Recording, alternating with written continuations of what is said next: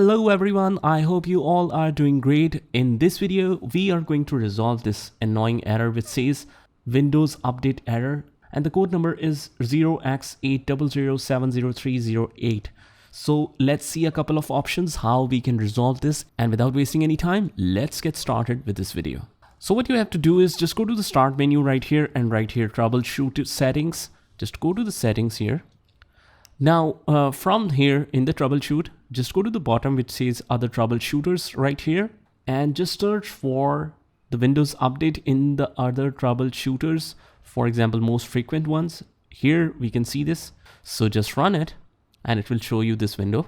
So after the completion of this process, it will show you this troubleshooting has completed and hopefully your problem should be fixed. Just check that, and if it is fixed you can just click on yes here and just close that. Now guys, if this works, just mention down in the comments if the step 1 works. Otherwise, let's move to the step 2, and that is opening the command prompt and writing some prompts here.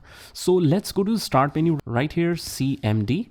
Just right click here and click on run as administrator, click yes. And here you just have to mention a simple command here, right here SFC, give it a space and just put up / and right here scan now. Just make sure that you write it as a complete word and without any spaces. Just hit enter right here. So it will start the verification process, and after the completion of verification, I'll show you the further process. So let's fast forward the process.